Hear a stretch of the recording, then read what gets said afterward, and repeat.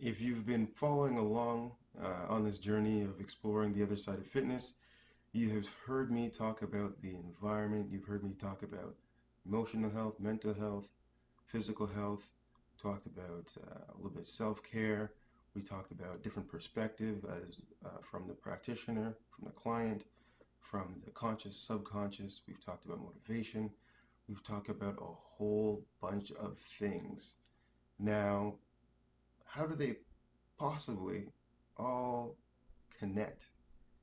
We've talked about different practices, how they work together with the fitness industry, how the fitness industry can work with them.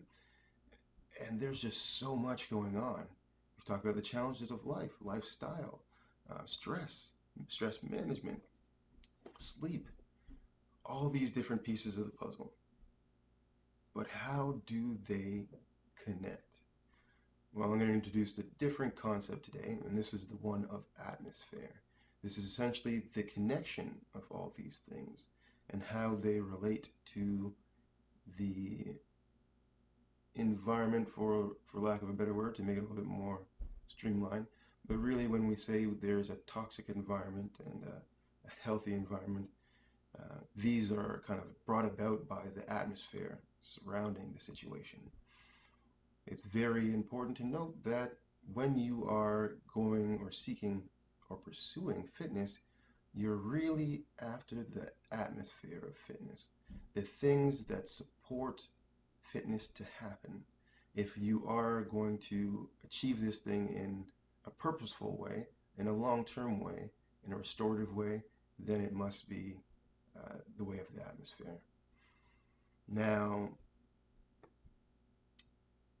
in creating the atmosphere, it's similar to kind of exercise prescription or exercise training or exercise itself or fitness in a way. And the idea is that we are looking for different actions which will get us to a certain goal, which will then keep us moving forward until we can affect the atmosphere itself, and then we're really doing really good work. Because the atmosphere is something you carry around with you. It doesn't just stop at the front door. All of your life, you'll be carrying around this atmosphere. So it's best to make this a restorative one than it is a toxic one. And in doing this, we have to change kind of the word of exercise to action. So now that we're going to be prescribing actions, we have to know that the purpose of all our actions is always to restore the person. Now, the person can be many things, and this is what makes it very specific to the individual, because their history, their way of thinking now, their experiences, things they haven't experienced, things that they repress, things that they let out, things that they talk about, things that, and list goes on. But indeed, these are the things that affect them very greatly. And we want to make sure that they're getting the healthiest aspects of these things so they're able to achieve the things that they want. So we can say that an atmosphere that supports a person's personality or character is going to be the greatest one to allow them to self actualize or to self improve or self reflect or to grow. It's best that we do it this way. When you tell people or give people orders and tell them to do this or do that, and they may or may not do it, it's really because it's not coming from them, it's coming from somebody else. So, in creating just the atmosphere, they will do it themselves. They will need support when they take on the challenges. You give them that support, the support in the way of suggesting actions. Actions can be anywhere from um, thinking of an exercise to build strength, but for the purpose of building self confidence. Or it can be finding an atmosphere, or sorry, an environment that supports teamwork, like playing on a soccer field.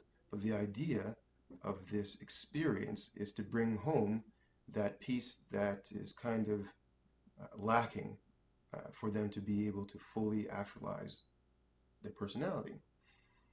Now, as you can see, there are many aspects of why you could pick a certain action for an individual to allow them to experience something that they haven't experienced or have experienced, or to build value on what they should be kind of focusing on to help direct their kind of path towards becoming more healthy. And a lot of it is challenging, but there's nothing more rewarding, because once you achieve this atmosphere of health, it's something that you can pass down. It could span generations because you are capable of doing it.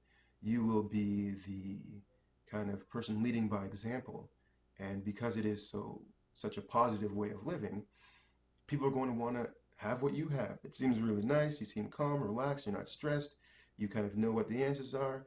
You speak slowly. You have time. You have compassion. You have understanding. You have wisdom. And all these things make it a lot easier to stay healthy and stay balanced. So these are just some of the general pieces of kind of the atmosphere, or what the atmosphere of health is like to lead towards fitness. And I hope you enjoy the concept and think more of it. And again, feel free to ask more questions about this new way of pursuing fitness through health and life.